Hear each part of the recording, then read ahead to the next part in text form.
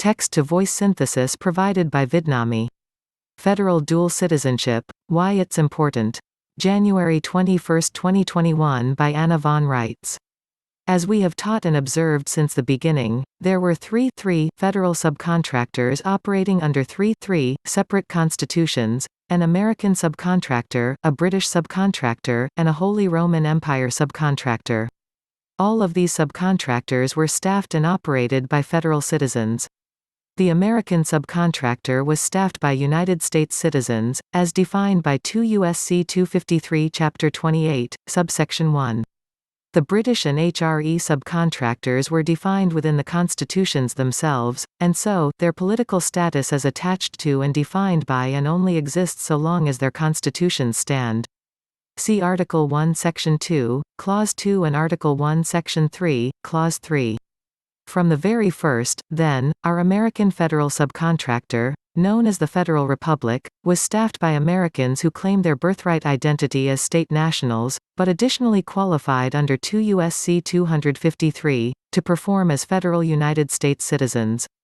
This is known as dual citizenship, where one person owes citizenship obligations to two body politics and two governments at the same time. Americans are either 1 state nationals, or 2 state citizens, one or the other, no wishy-washy. We don't recognize dual citizenship at all. From our perspective, federal United States citizens are state nationals of the state they were born in and are accountable to our country and our government via state public law. But from the federal standpoint, Americans can be dual citizens, and have to act as dual citizens, if they are going to work for the federal government. That includes the Federal Republic. So Federal Republic United States citizens are Americans who are state nationals protected under the constitutions as state nationals, but they are additionally under obligation to serve the Federal Republic in foreign international and global jurisdictions.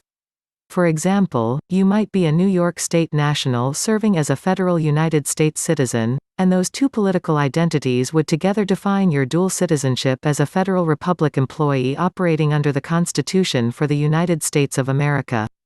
As British territorial government employee, you would also be a dual citizen, but one of your political status obligations would be to the government of Great Britain, and the other would be to the territorial United States government operating under the Constitution of the United States of America. Ditto with respect to the municipal United States government and its employees, one citizenship obligation would be to the Holy Roman Empire, and the other to the municipal government of the United States operating under the Constitution of the United States. Our American Federal Republic ceased operating in 1860, as a result of its oversight and funding being disrupted by the secession of the southern state governments from the original Confederation. There is no British Federal Republic. There is no municipal federal republic. In recent years things have gotten so slack that members of the Municipal Congress have been allowed to choose other citizenships. For example, a senator could choose to act as a municipal citizen of the United States and an Israeli citizen, or a congresswoman could act as a municipal citizen of the United States and a Libyan citizen. This has eroded any sense of loyalty to their employers and sped the corruption of what is supposed to be our federal government, or to be more exact, to be representing our federal government, because these people are no longer subject to any form of American public law. As municipal citizens of the United States, they answer to the Pope. As citizens of China or Lebanon or Russia, they stand under the laws of their own adopted foreign countries. This same corruption is what has led to globalism, and it is really just another example of deceiving and defrauding the American people who voted for these monsters in good faith, assuming that these foreign vermin were their own long-lost American Federal Republic Congress and would be operating under the same laws and constraints as their federal Congress. Fraud vitiates everything under Roman civil law, and the Pope is obligated to shut these vermin down. They are his responsibility. He has owned them as slaves, and not only must he set them free upon discovery of the great fraud, he must see to the arrest of the criminals among them who have committed such outrageous crimes against humanity and against the Constitution of the United States. As for the British territorial government, they are messing around seeking shelter from the storm they helped create, and are now proposing to pass themselves off as our long-lost American Federal Republic. What they need to do is to turn the reins back over to the actual Federation of States, which is the only entity on Earth with the power and provenance and the prior established right to save their bacon. They should all come clean and come home instead of fooling around trying to establish a new republic for themselves. As British territorial citizens, they have no right to issue gold or silver money and cannot create any new republic for themselves based on our credit. Their only way forward is for the American-born employees of the United States of America, under whatever name they are now calling their corporation. I think it's the Republic of the United States, Inc., to come home, adopt their American state national political status as half of their dual citizenship, re-charter, and operate under the Constitution for the United States of America.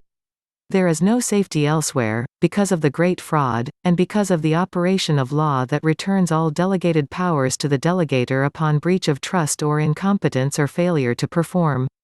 Our unincorporated Federation of States doing business as the United States of America has offered a port in the storm, but under our terms.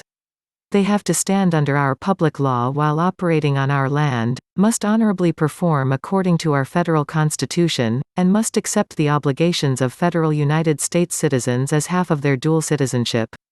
Then they can claim to have a valid association with us and can function under our oversight as an instrumentality of the American government and can operate under the Constitution for the United States of America. Not otherwise.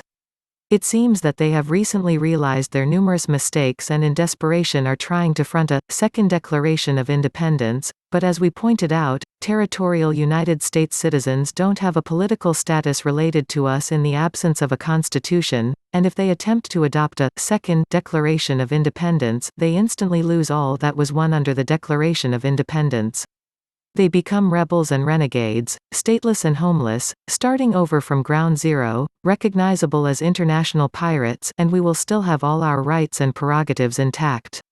If they want to enjoy the gains that our forefathers made in the War of Independence, they will have to come home. It is past time for the so-called white hats to talk to the actual people of this country and to our much betrayed international government, which is, as ever, our unincorporated Federation of States doing business as the United States of America.